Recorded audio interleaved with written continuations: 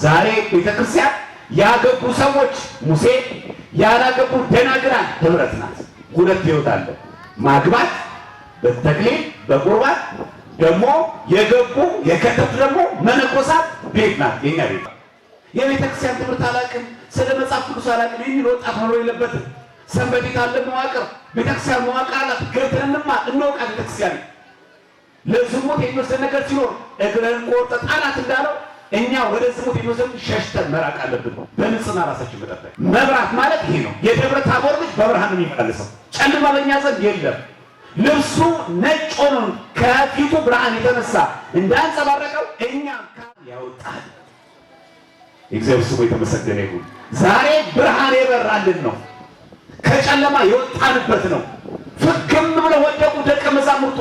አብ በሰማይ ሲመሰክር መቋቋሞስ ውጪ አላዩ።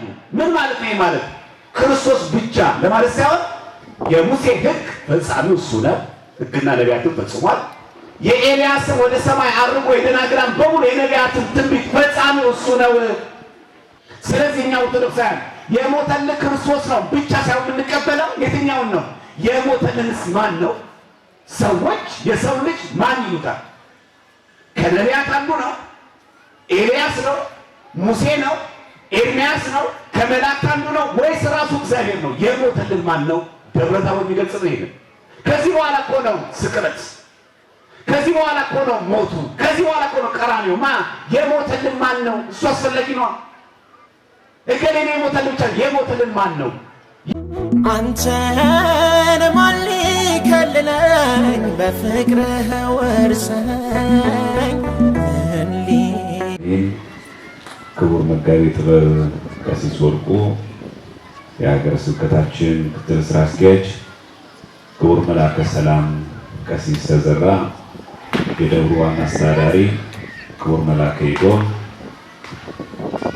አባ ወልደ ትንሣኤ የደብረ ገነት ቅድስት ማርያም ቤተክርስቲያን አስተዳዳሪ፣ የሀገረ ስብከቱ የመምሪያ ክፍል ኃላፊዎች፣ የሆሳዕና ከተማ አድባራትና ገዳማት አስተዳዳሪዎች፣ በእግዚአብሔር ፍጹም ሰላም እዚህ ያላችሁ የእግዚአብሔር ሰዎች ሁላችሁም እንደምን አደራችሁ? እንደምን ሰነበታችሁ? እግዚአብሔር ይመስገን ብለን ስሙ እንድናመሰግን ስለፈቀደልን የእግዚአብሔር ስሙ የተመሰገነ ይሁን። እንኳን ለደብረ ታቦር በዓል በሰላምና በጤና አደረሰን አደረሳችሁ። ፊቱም እንደ ፀሐይ አበራ። እንደ እግዚአብሔር መልካም ፍቃድ ለትንሽ ደቂቃዎች የምንነጋገርበት ነው። የምናገኘው የማቴዎስ ወንጌል ምዕራፍ 17 ቁጥር 2 ላይ ነው። ፊቱም እንደ ፀሐይ በራ በሚል ይሆናል። የደብረ ታቦር በዓል በኢትዮጵያ ኦርቶዶክስ ተዋሕዶ ቤተክርስቲያን በልዩ ሁኔታ የሚከበር ነው።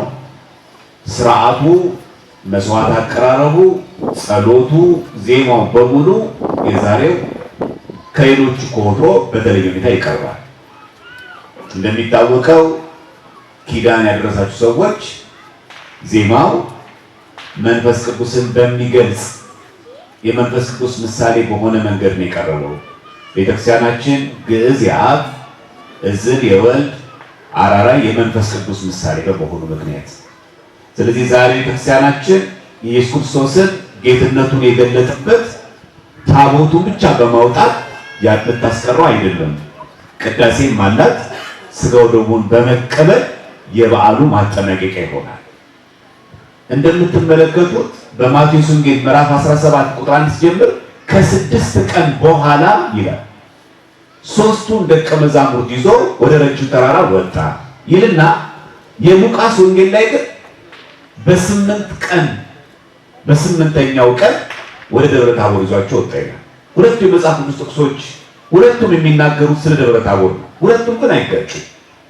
ትልቅ ሚስጥር በዚህ ውስጥ አለ ክርስቲያኖች። በማቴዎስ ወንጌል ላይ ከ6 ቀን በኋላ ይላል። በሉቃስ ወንጌል ላይ ግን በ8ኛው ቀን ይላል። ለምንድን ነው ሁለቱም ሐዋርያት ማቴዎስም ሉቃስም ስለ ደብረ ታቦር እየተናገሩ ስለ ነገረ ሚስጥሩ እየነገሩ ስለ ሦስቱ የሚስጥር ሐዋርያት እየነገሩ ቀኑን ግን ከ8 ቀን በኋላ በሚልና በ8ኛው ቀን በሚል 6 የተባለበት ከ6 ቀን በኋላ የተባለበት ምክንያት አንዳንዶች ክርስቶስ እስኪመጣ ድረስ ሞትን የማያዩ አሉ ብሎ ጌታ ከተናገረ ከ6 ቀን በኋላ ማለት 6 ጎዶሎ ቁጥር ነው በቤተ ክርስቲያን። 6 ሙሉ አይደለም። ፍጹም የሚባለው 7 ሲሆን ነው። ለምሳሌ 666 ይባላል። ምን ማለት ነው? ማለት የወንድ ልጅ ጅማት ቁጥሩ 666 ነው ጅማቱ። ስለዚህ ሐሳዊ መሲህ ጾታ ወንድ ነው ማለት እንጂ 666 ሲባል ጭራቅ ምናምን አውሬ ማለት አይደለም። 666 ማለት ጾታ ወንድ ነው ባጭሩ። የወንድ ልጅ ጅማት ቁጥር 666 ስለሆነ ስለዚህ የሚመጣ ሐሳዊ መሲህ ሰይጣን ያደረበት እኔ ክርስቶስ ነኝ የሚለው ያ ሰው የሆነ ጾታው ግን ወንድ የሆነ እኔ ክርስቶስ ነኝ የሚል ሐሰተኛ መሲህ ይመጣል ማለት። ስለዚህ ምን አለ? ከ6 ቀን በኋላ አጭነቁራ ምን ማለት ነው? ከ6 ቀን በኋላ አንድም 5500 ዘመን ተፈጽሞ የሰው ልጅ የሚከብርበት የሰው ልጅ የጠፋው ልጅነታችን የሚመለስበት ድህነታችን የሚገኝበት ዘመን መድረሱ ለማሳየት ከ6 ቀን በኋላ አለ። እታችሁ 6ኛ ቀን ሰራ ከ6 ቀን በኋላ አለ። ለምን? የሉቃስ ወንጌል ደግሞ 8 ቀን በ8ኛው ቀን ለምንድን ነው ያለው? 8ኛው ሺህ ሲባል ሰማችሁ? የዓለም ፍጻሜ መሆኑን ለመግለጽ አይታችሁ እንዴት የሉቃስና የማቴዎስ ገለጸው ነው። መነሻውን አንስቶ ሉቃስ ደግሞ መዳረሻውን ነገረ። አዎ አሁን ከ6 ቀን ማለት ፍጹም የሆነ ተአምር ፍጹም የሆነ ድነት የሚፈጸምበት ስለሆነ 3ቱ ደቀ መዛሙርት ይዞ ወዴት ወጣ? ወደ ረጅም ተራራ። ስሙ ራሱ ረጅም ተራራ ነው የሚለው። ይሄ ረጅም ተራራ ምን ይባላል? ታቦር ተብሎ ይጠራል። የሚገኘው በእስራኤል ነው። ከባህር ጠለል በላይ 575 ሜትር ይረዝማል። በጣም ረጅም ተራራ ነው። የሚገኘው ከገሊላ ነው። በጣም ረጅም ከመሆኑ የተነሳ ያንን ረጅም ተራራ ይዟቸው 3ቱ ደቀ መዛሙርት ወጣ። ይሄን የዘገበው ማቴዎስ ነው። ይሄን የዘገበው ሉቃስ ነው። የሚገርማችሁ ማቴዎስ በወንጌሉ ይሄን ሲዘግብ እሱ የለበትም እኮ 3ቱ ደቀ መዛሙርት ማቴዎስ አይደለም፣ ሉቃስ አይደለም። 3ቱ ደቀ መዛሙርት የምስጢር ሐዋርያት አዕማድ የሚባሉ ጴጥሮስ፣ ዮሐንስና ያዕቆብ ነው። እነሱ የሌሉበትን ነገር ግን ማቴዎስን ዘገበልን። ቅናት የለም፣ ተንኮል የለም፣ ምቀኝነት የለም። በጣም የሚገርማችሁ በአንጻሩ ግን በዮሐንስ ወንጌል ላይ ግን ያልዘገበም። ዮሐንስ እኮ አለበት። እኛን ደግ ደጎቹ ዋና ዋናዎቹ በጣም አስፈላጊና የገባን ሰዎችን መርጦ እኮ ረጅም ተራራ ይዞታ አላለም። ይሄ የደብረ ታቦር ታሪክ በዮሐንስ ወንጌል ላይ እናገኘው አይደል? ለምን ዮሐንስ ያልዘገበው? ስለ ራሳቸው ክብር አይናገሩማ። ማቴዎስስ እሱ የሌለበትን ግን ዘገበ። ዮሐንስ አፈወርቅ ሲተረጎም ምን ይላል? ተመልከቱ በሐዋርያቱ መካከል ምንም አይነት ቅናትና ቂም እንደሌለ፣ ውዳሴ ከንቱ እንዴት እንደማያጠቃቸው ከደቀ መዛሙርቱ ተማሩ ይላል። ዛሬም ከውዳሴ ከንቱ የራቀ አገሩት እንድናገለግል አምላክ ይርዳል። ከተንኮል የራቀ ዛ ደብረ ታቦር ማለት ይሄ ነው። በነገራችን ላይ ተንኮል የሌለበት፣ ቂም የሌለበት፣ ክፋት የሌለበት፣ አንዱ በአንዱ የማይቀናበት ረጅም ተራራ የተባለችው መንግስተ ሰማያት ናት። ተራራ ሲወጣ ያደክማል። ተራራ ሲወጣ ጻዕር አለው፣ ድካም አለው። መንግስተ ሰማያትም በብዙ ድካም ስለምትወረስ ነው ረጅም ተራራ የተባለችው። ያቺ ረጅም ተራራ የተባለችው መንግስተ ሰማያት ናት። በዚህ በረጅሟ ተራራ ላይ ማን ተገኙ? 3ቱ ደቀ መዛሙርት። ማን አለ? ጌታችን ኢየሱስ ክርስቶስ። ማን አለ? ነቢያት አሉ። ከሙታን መካከል ሙሴን አንስቶ ሞትን ካልቀመሱት መካከል ደግሞ ኤልያስን አንስቶ በደብረ ታቦር አቆማቸው። ሙሴ ፊቴን ማየት ፈልጋለሁ ስለነበረ ፊቴን አታይም፣ ፊቴን አይቶ በሕይወት የሚቆም ሰው የለምና ጀርባዬን ታያለህ። ጀርባዬ ማለት ሰው ሆኜ ታይኛለህ ለማለት።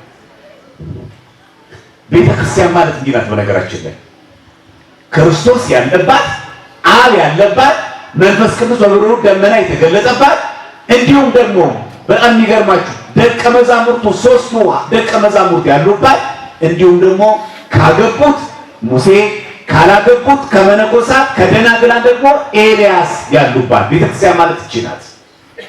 ይቺ ደብረ ታቦር ቤተክርስቲያን ናት። ለዚህም ነው ቅዳሴ ማርያም ሀዳፌ ነፍስ ላይ እናንተ ክርስቲያን ወገኖች ሆይ በዚህች ቀን ለተሰበሰባችሁ ነፃ በምታወጣ በኢየሩሳሌም ይሰብስባችሁ ካለ በኋላ ያስተማሩ የሐዋርያት ማህበር፣ ድል የነሱ የሰማዕታት ማህበር፣ ትጉሃን የሆኑ መላእክት ወዳለበት ያግባቸው። ሊቀ ካህናቱ ክርስቶስ ባለበት መላእክት አሉ። ሊቀ ካህናቱ ክርስቶስ ባለበት ሐዋርያት አሉ፣ ነቢያት አሉ፣ ደናግላን አሉ፣ ማዕስባን አሉ። አንዴ ነው። ሁለተኛ ሞትን ከቀመሱት ኤልያስ፣ ሞትን ካልማነው ከቀመሱት ሙሴ፣ ሞትን ካልቀመሱት ደግሞ ኤልያስን ይዞ ደግሞ መጣ። ለምን አመጣቸው? ከሕግ ከነቢያት አንድ ሙሴ ከነቢያት ደግሞ ኤልያስን ማምጣቱ ያለ ምክንያት አይደለም፣ በምክንያት ነው። ምን ለማለት ተፈልጎ ነው? አንተን ኤልያስ የሚልህ ማን ነው? አምላኬ ኤልያስ ይበሉህ እንጂ። አንተን ሙሴ የሚልህ ማን ነው? አምላከ ሙሴ ይበሉህ እንጂ። ስለዚህ ክርስቶስ ከነቢያት አንዱ አይደለም። ስለዚህ ክርስቶስ ከሐዋርያት አንዱ አይደለም። ስለዚህ ክርስቶስ ከሰዎች መካከል አንዱ አይደለም። ክርስቶስ የአማልክት አምላክ የጌቶች ጌታ የነገሥታት ንጉሥ ነው። እኛ ቤት ያለው ክርስቶስ ይህ ነው። እኛ ቤት ያለው ጌታ ይህ ነው። የነቢያት አምላክ ነው። የነገሥታት ንጉሥ ነው። የአማልክት አምላክ ነው። ይህ ጌትነቱ የተመሰከረባት ቤተክርስቲያን ናት። በዚህ ጥላ ስላደረገን እግዚአብሔር አምላክ ስሙ የተመሰገነ ይሁን። መጨረሻችንን ያሳምርልን። በሆነ ከዚች ቤት የወጣ ሰው ሁል ጊዜ በጨለማ ነው የሚኖረው። በጣም የሚገርማችሁ ልክ ጌታችን በዛ ሲገለጥ ፊቱ እንደ ፀሐይ አበራ ይላል። ልብ በሉ፣ ፊቱ እንደ ፀሐይ ነው የሚለው። ወተወለጠ ሲል በነገራችን ላይ ክርስቶስ እኮ የሚለወጠው ነው አይደለም፣ ጌትነቱን ገለጠ ለማለት ነው። ምን ሆኑ ግን እነዚህ ደብረ ታቦር? ምን ሆነ ግን ይሄኛው አርሞኔም ደስ አላቸው? ቅድም ምክትል ስራ አስኪያጁ የወረውት ወረ ደብረ ጉ ወደብረ ጥሉል ምን ማለት ነው? የተረጋጋው ተራራ የሰለጠኑ ተራራ ምን ሆነ ነው? ለምን ይነሱ? ምን ሆነ ነው የሚነሱ? አርፎ አይቀመጡ? ተራሮቹ ምን አንቀሳቀሳቸው? ባለቤታቸው ጌታ መጣ። እግዚአብሔር ዘሰምሮ በመረጠው ቦታ ላይ ደግሞ ጌትነቱን ገለጠ። ወረባችን ይሄ ነው። ነገራችን ማህሌታችን የሚሰብከው ራሱ ነገረ ክርስቶስን ነው። ለምንድን ነው እነዚህ አድባራት ተንቀሳቀሱት? ለምን ይተነሱ? ለምን ርጉዕ የሆነ የተረጋጋው ተራራ ጸጥ ብሎ የቆመው ደብረ ታቦር ለምን ተንቀሳቀሰ? ለምን ይድረሱ ማለት ያው ወደ ብርጡ የሰለጠነው ተራራ ምን ሆኖ ነው እንዲህ ያንቀሳቀሰው? አምላኩ ስለተገኘ ነው። ለካ እግዚአብሔር አምላክ የሚገለጥበት ተራራ ይመርጣል። እግዚአብሔር የሚገለጥበት ሰው ይፈልጋል። አግኝተው በእኛ ዘመን ደግሰው አግኝተው ከኛ መካከል ደብረ ታቦር ዛሬ እኛ መሆን አለብን ክርስቲያኖች። መልካ ስላሴ ላይ ነው ወእኔ ደብረ ታቦር እኔ ነኝ ይላል። ምን ማለታቸው ነው? እኔ መገለጥ አለብኝ፣ ለእግዚአብሔር መገለጥ እኔ ምክንያት መሆን አለብኝ። ልክ ያቺ ተራራ ደብረ ታቦር ለስላሴ መገለጥ፣ ለሐዋርያት መገኘት፣ ለእግዚአብሔር ማደሪያነት እንደገለጣት እንደመረጣት ሁሉ እኛ ተመርጠናል። ከከተማ እኮ ከሜዳ እኮ ወደ ተራራ ያወጣው እግዚአብሔር ይመርጣላ። የሚገለጥበት ሰው ይፈልጋል። ክህነቱ የሚገለጥብን አገልጋዮች አለ። ስብከቱ የሚገለጥብን ክርስቲያኖች አለ። ክርስትናችን የሚገለጥብን ክርስቲያኖች አለ። ደብረ ታቦር ተገለጠ። በእኛ መቼ ነው የሚገለጠው? አነጋገራችን ክርስቶስን ይገልጠዋል። ስራችን ክርስቶስ ይገልጠዋል። ስብከታችን ክርስቶስን ይገልጠዋል። የክብር ዝና የክብር ጉዳይ የለብንም። በስራ ቦታ ላይ ሁሉ ቅዱሳን ነን እኛ። መቼ ነው በእኛ እግዚአብሔር የሚገለጠው? በደብረ ታቦር ተገለጠ። በእኛ ሕይወት መቼ ይገለጥ? እግዚአብሔር መረጠው ያንን ተራራ። አስቀድሞ በልበ አምላክ በዳዊት ታቦርና አርሞኔም በስም ደስ ይላቸዋል። ተራራው እኮ ደስ የሚለው ምስባካችንም ይሄ ነው። የዛሬው ታቦር ወአርሞኔም በስመ ዚአከ ይትፌሱ፣ ታቦርና አርሞኔም ባንተ ደስ ይላቸዋል። ሁለቱ ተራሮች ለምን ስትገለጥ ያ ግዑዙ ደስ አለው። እኛስ ደስ ብሎናል ይላል ክርስቲያኖች። በሱ መገለጥ ደስተኞች ነን። ደስ ያለው እኮ ይዘምር ነው የሚለው። በዚህ ቀን እኮ አመካኝቶ እኮ የሚጠጣ ሰው አለ። እችን ቀን ጠብቆ የሚዘሙት ሰው እኮ አለ። እችን ቀን ጠብቆ ሰክሮ የሚገባ ሰው አለ። ታቦርና አርሞኔም እኮ በመጠጥ እኮ ነው የተደሰቱት። አምላካቸው ስለተገለጠባቸው ነው። ክርስቲያኖች እኛ አምላካችን በእኛ ሲገለጥ መደሰት ያለብን በመጠጥ አይደለም፣ በስካር አይደለም፣ በዝሙት አይደለም፣ በጣዖት አምልኮ አይደለም። እሱ ወደ ረጅም ተራራ ይዟቸው ሲወጣ ሁለቱ ደቀ መዛሙርት፣ ሶስቱ ደቀ መዛሙርት እንዲሁም ደግሞ ኤልያስና ሙሴ ባሉበት ፊቱ እንደ ፀሐይ በራ። ሚለው ፊቱ እንደ ፀሐይ ለምን እንደ ፀሐይ አለው? ፀሐይ የገዛ የራሷ ብርሃን አላት። ፊቱ እንደ ጨረቃ በራ ይላል፣ እንደ ፀሐይ። ለምን? የክርስቶስ ብርሃንነት ከውጭ የበራ ሳይሆን ከራሱ ነው። ቅዱሳት ናቸው ሲተረጉ ያ ብርሃን የገዛ ገንዘቡ ነው፣ የአምላክነቱ ነው። ብርሃን በራበት አይልም። ልበሉ እንደ ጨረቃ በራ አይልም፣ እንደ ፀሐይ። ለምን? ብርሃንነቱ የገዛ ገንዘቡ ነው። ከዛ ምን ደግሞ ልብሱ አጣቢ ሊያነጻው ከሚበልጥ ነጭ ሆነ። ልብስ የተባለው እኛ ክርስቲያኖች ነን። አየህ፣ እሱ በራ እንደ ፀሐይ፣ ከእንደገናስ ልብሱ ደግሞ ነጭ ሆነ። ልብሱ እኮ ፍጡር ነው። ያ ፍጡር የሆነው ግን ምን ሆነ? ነጭ። እኛ እኮ ፍጡራን ነን። እሱ ፀሐይ፣ የጽድቃችን ፀሐይ ክርስቶስ ሲያበራ እኛ ልብሶቹ ምዕመናን ሱታፊ አምላክ እናገኛለን። ከፊቱ ብርሃንነት የተነሳ ለልብሱም ጭምር ብርሃን ነጭ ሆነ። እኛም ከአምላካችን ከባህሪው ገንዘቡ የተነሳ እኛ በጸጋ እናበራለን።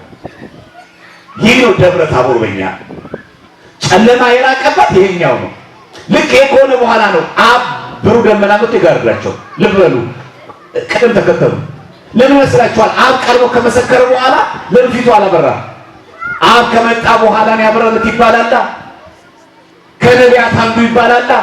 ስለዚህ ሆነ መጀመሪያ ፊቱ እንደ ፀሐይ አበራ፣ ልብሱ ነጭ ሆነ። ከዚህ በኋላ ብሩህ ደመና ጋረዳቸው። ከዚህ ቀጥሎ ነው ምን አለ? 3 ዳስ በዚህ እንስራ፣ አንዱን ለአንተ፣ አንዱን ለሙሴ፣ አንዱን ለኤልያስ እንስራ። ልክ ይሄንን ከፍጡራን እኩል መድቦ እንደ ኤልያስ እንደ ሙሴ ለአንተም ዳስ ሰራ ሲል አብ በሰማይ ሆኖ ተናገረ። የለም መስመር አሰመረ። አይቶ አብ ለየው። የለም 3 ዳስ ሰርታ እንደ ነቢያት እንደ ሙሴ እንደ ኤልያስ ምትቆጥረው አይደለም። የምወደው ልጄ፣ ልጆች ያላለም ልጄ። እኛ ቤት ክርስቶስ ይሄ ነው። አልተቀላቀለብንም። እኛ ፍጡርና ፈጣሪ አልተቀላቀለባት ቤተክርስቲያናችን። ማን እንደሆነ ፈጣሪዋን ታውቃለች። ማን እንደሆነ ነቢያት ታውቃለች። ማን እንደሆነ ድንግል ማርያም ትናገራለች። ማን እንደሆነ ቅዱስ ሚካኤል ትመሰክራለች። አልተቀላቀለብንም እኛ። ለዛም ነው ወዲያውም ነው የሚለው ከሰማይ ድምፅ መጣ። ምን የሚል? የምወደው ልጄ። ልጆች ያላለም ልጄ ማን? የባህሪ ልጁ ነው። የጸጋ ልጁ አይደለም። የማደጎ ልጅ አይደለም። እንደኛ በክርስትና ተነስተን የምናገኘው የጸጋ ልጅነት አይደለም፣ የባህሪ ልጁ ነው። ስለዚህ እንደ ኤልያስ እንደ ሙሴ አንተ እዚህ ጋር ደብር መስርተህ ድንኳን ተክለህ የምታቆየው አይደለም። እንድመለክበት ዓለምን ሊያድን የወደድኩት ልጄ እሱ ነው። እሱ ምን አለ? ስሙት። ነጭ የሆነው ያ ልብሱ ፊቱ እንደ ፀሐይ ያበራው አምላካችን ምስክርነቱ ከየት መጣ? ከላይ። በነገራችን ላይ የአንድ ትክክለኛ ሃይማኖት አንዱ መገለጫ የዛ ሃይማኖት መስካሪና ተናጋሪ እግዚአብሔር መሆን አለበት። የኛ ሃይማኖት በነብይ አልተመሰረተም። የኛ ሃይማኖት በአባ ገሌ አልተመሰረተም። የኛ ሃይማኖት አገሌ የሚባል መምህር ታዋቂ ሰው ምናምን ስኮላር የተማረ ሰው ፕሮፌሰር አልመሰረተው። አየህ፣ ይሄ ምስክርነት ከማን የሰማነው? ከአብ። ምን የሚል? የምወደው ልጄ። ለአንድም ነቢይ እንደዚህ አይደለም እግዚአብሔር። ለአንድም መልአክ የምወደው ልጄ ብሎ ተናግሮ አያውቅም። ስለዚህ የክርስቶስ የባህሪ አምላክነት በደብረ ታቦር ስለተገለጠ ደብረ ታቦር አብይ በዓል ነው። ክርስቲያኖች አብይ በዓል፣ ከበዓላት ሁሉ የሚለይ በዓል፣ ከበዓላት ሁሉ የከበረ በዓል። በዚህ አጋጣሚ እንረዳለን። ክርስቶስ ሞቶልሃል እኮ ተሰቅሎልሃል እኮ ዋናው እሱ ነው ቢባል በእኛ ቤት ማን ነው እሱ? ደብረ ታቦር የሚገልጽልን ይሄንን ገና እኮ አልተሰቀለም። ገና እኮ መስቀለ ሞቱ ስጋውን አልቆረሰም፣ ደሙን አላፈሰሰም። ዋናው እኮ ሞቱ ነው። ለአንተ የተሰቀለልህ ለአንተ ማን ነው እሱ የሞተልህ? ነብይ ነው? ፍጡር ነው? ከሰዎች መካከል አንዱ ነው? ማን ነው እሱ? ዛሬ ደብረ ታቦር መልስ አገኘ። ለዛም ደብረ ታቦር ታከብረው። እኛ መጋቢት 27 ስቅለቱ ብቻ እናስብም፣ ደብረ ታቦር እናስበዋለን። ለምን? የተሰቀለልን ማን ነው እናውቃለና። ፍጡር አይደለማ የተሰቀለልን። ከነቢያት አንዱ አይደለማ፣ ከሐዋርያት አንዱ አይደለማ፣ ከሰዎች መካከል አንዱ አይደለማ። ያ ማለት ታማኝ የተሰቀለልን የሞተልን የጌቶች ጌታ ነው። የነገስታት ንጉሥ ነው የሞተልን። የሞተልን ማን ነው? ለዛ እኮ ነው የምወደው ልጅ ሆይ ምስክረው። የሚሰቀለው ማን ነው? የአብ የሚወደው የባህሪ ልጁ። አያት የምወደው ልጆቼ አላለም፣ የምወደው ልጄ እርሱን ስሙት። ድንግል ማርያም ያለችው ይህን ነው። በቃና ዘገሊላ የሚላችሁ አድርጉ። የአብ ምሳሌ ናት። ተመሰከረ። ቤት በደብረ ታቦር ምን ሆነ? ከዛላ ብሩህ ደመና፣ ልብ በሉ ደመና አይልም ብሩህ ጭጋግና ይሄ በጣም የጠቆረ ደመና ሳይሆን ብሩህ ደመና። ማን ነው እሱ? መንፈስ ቅዱስ ጋረዳቸው። ስለዚህ ማን ተገለጠ? አብ የምወደው ልጄ የሚመሰክር የባሕርይ አባት ልጅ በተለየ አካሉ ፊቱ እንደ ፀሐይ አብርቶ ልብሶቹን በሙሉ ምን ሆኑ? ነጭ ሆኖ አበራ። ያቺ ልብስ አንድ ቤተክርስቲያን ናት። ነጭ ናት ቤተክርስቲያን። ቤተክርስቲያን ሁልጊዜ ንጽሕት ናት፣ እንከን የለባት። ሰዎች ይስታሉ፣ ሰዎች ይወድቃሉ፣ ንጽሕት ናት። ስናጠቃለው ይሄ ያበራው ብርሃን በእኛ ይሰራል። ለምሳሌ እርስ በርሳችሁ ጣላችሁ ሰዎች፣ የተኮራረፋችሁ ሰዎች ወንድሙን የሚጣላ ሰው ደብረ ታቦርን ያከብራል? ብርሃን በሱ ዘንድ የለማ? ይሄ የምናገረው እኔ አይደለሁም። አንደኛ ዮሐንስ መልእክት ምዕራፍ 2 ቁጥር 10 ላይ ወንድሙን የሚወድ በብርሃን ይኖራል። በምን ይኖራል? ማንን የሚወድ? በቃ ወንድሙ ካልደረስ በጨለማ ነው ያለው። በቃ ደብረ ታቦር አልበራለትማ። ችቦ እኮ ብናብረው ለዛ ነው እኮ ካምፓይን አይደለም። ለኛ ለማወቅ ፈልገን እኮ አይደለም። የተገለጠ ብርሃን ነው። በእኛ ዘንድ ጨለማ የለማ። ጠዋት ኪዳን ስደርስ የነበራችሁ ሰዎች በእኛ የነበረ ጨለማ በአባት ፍቃድ ያራክልን አይደል? በእኛ የነበረ ያ ጨለማ እንደው ድንቁርና እግዚአብሔር አለማወቅ ጨለማ አራቀልን። በእኛ የነበረ ጨለማ አንዱ ነው ክህደት፣ እሱ ራቀልን። በምን? በሃይማኖት። በእኛ የነበረ ጨለማ ኦሪት አራቀልን። በምን? በወንጌል። በእኛ የነበረ ጨለማ ሲኦልን አራቀልን። በምን? በመንግሥተ ሰማያት።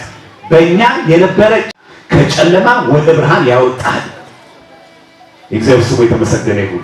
ዛሬ ብርሃን የበራልን ነው። ከጨለማ የወጣንበት ነው። ፍግም ብለው ወደቁ ደቀ መዛሙርቱ። አብ በሰማይ ሲመሰክር መቋቋም አቃታቸው፣ መቆም አቃታቸው። እውነት ነው። የእግዚአብሔርን ድምፅ ሰምቶ ማን ቀጥሎ ይቆማል? የኢየሱስ የግርማ ድምፅ ሊቋቋም የሚችል ፍጡርስ ማን ነው? ሲናገር ፍግም ብለው ወደቁ። በእጆች ዳሰሳቸውና ተነስተዋል። ብድግ ሲሉ ከክርስቶስ ውጪ አላዩ። ምን ማለት ነው? ማለት ክርስቶስ ብቻ ለማለት ሳይሆን የሙሴ ሕግ ፈጻሚው እሱ ነው። ሕግና ነቢያትን ፈጽሟል። የኤልያስን ወደ ሰማይ አርጎ የደናግላን በሙሉ የነቢያትን ትንቢት ፈጻሚው እሱ ነው። ፍጹም ሕግ እሱ ነው። ይሄ ታቦት የሚጠብለጋች ለዚህ ነው። አይታችሁ ኮን ታቦት ሲወጣ ከፊት ለፊት መስቀል የያዙ ሰዎች ይወጡ። ምን ለማለት ነው? ይህ የምታዩት ታቦት እንደ ብሉይ ኪዳን የበግ የፍሪዳ የዋኖስ መስዋዕት የሚሰዋበት አይደለም። በኋላ በቅዳሴ የምታገኙ ስጋ ወደሙ በዚህ መስቀል የተሰቀለ የክርስቶስ ስጋና ደም ነው ለማለት። ከኋላ ምን ይመጣል? ታቦቱ። ከዛስ የደብር የቤተ ክርስቲያን ሊቃነ ጳጳሳትም ቢሆኑ ከኋላ ይሆናሉ። መስዋዕቱን የሚያሳርጉት እነሱ ናቸው። አየህ፣ በዚህ በክርስቶስ በስሙ በተሰየመበት ጉልበት ሁሉ ለክርስቶስ ይስገድ በሚል በታቦቱ ላይ የሚሰዋው በዚህ ዕፀ መስቀል የተሰቀለው ክርስቶስ ነው። የበግ አይደለም፣ የፍሪዳ አይደለም። ለምን? ከጨለማ አውጥተህ ወደ ብርሃን ያወጣህ። ለምን ታቦታት ይዞራሉ? ወግ ለማድረግ አይደለም። ለምን ይዞሩ? ክርስቶስ በዚህ ምድር ላይ ተመላልሶ ለማስተማሩ ምሳሌ እኮ ነው። ያለ ምስጢር አናደርግማ። እኛ በጌስ የምናደርገው እኮ ነገር የለም። ለይስሙላ የምናደርገው ነገር የለማ። በዚህ መስቀል ላይ የተሰቀለ ክርስቶስ ነው።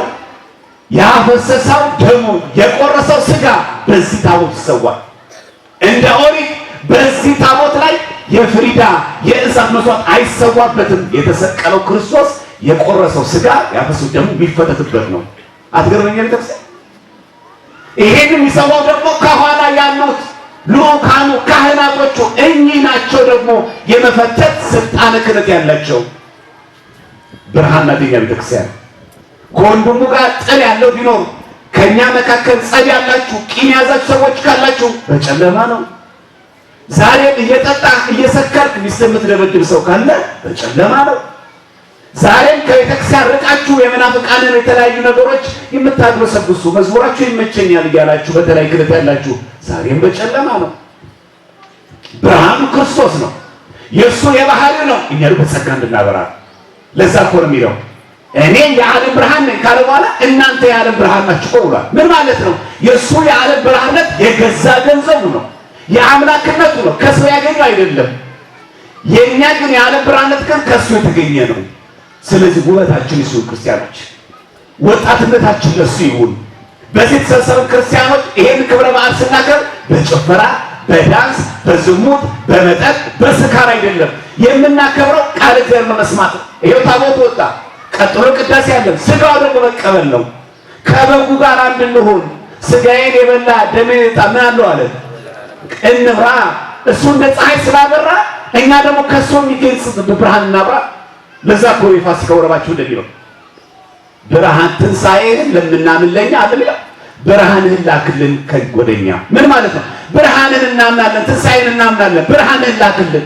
የዓለም ብርሃንማ አየነው እኮ ደምቀን ተውበን እኮ ታየን። የኛ ውበታችን እኮ ክርስቶስ ሞላልበት ክርስቲያኖች። ይሄ መልካችን እኮ ነገ እኮ ረጋፊ ነው። አያችሁ፣ በጌጥ በሎሽን በሽቶ የመጣ ውበት አይደለም። የኛ ክርስቲያኖች ከእግዚአብሔር ዘንድ የተገኘ ዓለም እኮ ድምቅ ብሎ እኮ የሚታይ ሰው አለ። አንድ አባት አለ በመጽሐፍ መነኮሳትና ስንክሳር ላይ እውነት የአባት አባ መርትያኖስ ይባላል። በጣም የበቃ አባት ነው። ይህ የበቃ አባት በገዳሙ ተከቶ በጾም በጸሎት እያለ አንድ ሴት መጣ። እኔ ሴት ሰው የበቃን አባት አስተናክላለሁ አለች። ገንዘብ የሚያሱ ሰዎች እኮ አሉ። ይሄ ዲያቆን ይወድቃል አይወድቅም ብለው ቄሶችን እኮ ለማሰናከል እኮ እቅድ የሚታቀድ እኮ ሰው አለ። ከዛ ካሜራ ቀርጾ ምን ቀርጾ ምናምን ያው ምታውቁት ማለት ግን እቺ ሴት ተወራርዳ ገባች። በአታቸው ገብታ አንኳኳች። ዞር በይ ሂጂ እንዳይሏት እንግዳ ሁኚ ያልተቀበለችው ቤተክርስቲያን ግቢ እንዳይሏት ፈተና ነው። ገባች። እሳቸው የሚተኙት መደብ ላይ ነው። እረፊ ያሏት። እሳቸው ጸሎታቸውን ያዙ። ከዚህ በኋላ የዝሙት መንፈስ ስላለባት ልብሷን ቀይራ ሽቶ በጣም አከፈከፈች። ምን ታደርጋላችሁ እናንተ ብትሆኑ? አሁን ከኛ መካከል አንድ ሰው በጣም እግር ያምራል ይባላል ነው ያደርጋል። በሚቀጥለው እሑድ ቀን በቁንጣ ነው ቅዳሴ ይመጣል። እኛ እኮ 15 ቀን ክብደት ማንሳት ጀምሮ እኮ ጂም ቤት ገብቶ እንዲያ ሊመጣ ወጣት ያለበት ነው። ዝቅ ብሎ እኮ የሚያስቀድስ የነበረ ሰው የሚታበይ ነው። ሲያዩት ሽቶ በጣም ጨምሯል። መንፈሰ ዝሙት ሊፈትናቸው ሆነ። እሳት አቀጣጠሉና አባ መርትያኖስ እግራቸውን ከተቱት። ለምን ነይ? ከዛ አባቴ ምን ሆኖ ነው ሲባል አይ ምንም አልኩ። ምን አደረኩኝ? የቤቱ ሽቶ እሷ ያልከፈከፈችው የሰው እግር እሳት ውስጥ ገብቶ እንዴት እንደሚሸት ታውቃለህ? ግማቱ ክርፋቱ ሽቶን ቀየረው። አባቴ እኔ እኮ እዚህ የመጣሁት እኮ እንድንተኛ ብዬ ነው ከእርሶ ጋር እኮ ነው እንተኛ እዚህ ሰዓት ላይ በጨለማ ከምኖር በብርሃን መኖር አይታችሁ እግር ይሰጣል። መልኬ ደም ግባቴ አትበሉ፣ ረጋቢ ነው። የአንድ ቀን በሽታ እኮ በቂ ነው ክርስቲያኖች። እኛን ለማጠውለቅ ይሄ መልክ እንዲረጥ ዛሬ ሰብሰብ ብሎ ወጥተው ያለ ሰው ነገ እኮ ረጋቢ ነው። ስለዚህ ሽቶ ብቻ አትግዙ፣ ልብን ግዙ ክርስቲያኖች። አንድ ሰው አካውንቱ ሲጎዳ የቲክቶክ አካውንት ላይ ይደረጋል። ኮፒ ሊንክ አድርጉ ይባል። ሊንክ አድርጉ ከቤተክርስቲያን ጋር ተሳባላችሁ። ሼር እንደምታደርጉት ኮፒ ሊንክ ሼር አድርጉ እንደሚባለው ምጽዋትን ሼር አድርጉ። የተመታ ህይወታችን ይስተካከላል። በጣም ብዙ እኮ የተመታ ህይወት እኮ አለ። የወጣትነታችን ተመቷል። የትዳር ህይወታችን ተመቷል። ማህበራዊ ህይወታችን ተመቷል። ሰላማችን ተመቷል። ወጥቶ መግባታችን ብርቅ ሆኗል። እንደ ሀገር ስጋት ላይ ያለ። ይሄን ሁሉ ማን ያስተካክልልን? ማን ያስተካክለው? በቃ እንደ ፀሐይ ና እዚህ ያላችሁ ሆሳዕና ክርስቲያኖች በብዙ ፈተና ከብዙ የተወለዱት ጋር ትኖራላችሁ። በሉ ብርሃናችሁ በሰው ሁሉ ፊት ይብራ። ስራ ቦታ ላይ ኦርቶዶክስነታችሁን በተግባር አሳዩ። በትህትና በፍቅር በማስተዋል መብራት ማለት ይሄ ነው። የደብረ ታቦር ልጅ በብርሃን ነው የሚመላለሰው። ጨለማ በእኛ ዘንድ የለም። ልብሱ ነጭ ሆኖ ከፊቱ ብርሃን የተነሳ እንዳንጸባረቀው እኛም ከአምላካችን የተነሳ ማብራት አለብን። ጨለማ በእኛ ዘንድ ሊኖረን አይገባም። የቤተክርስቲያን ትምህርት አላውቅም፣ ስለ መጽሐፍ ቅዱስ አላውቅም የሚል ወጣት መኖር የለበትም።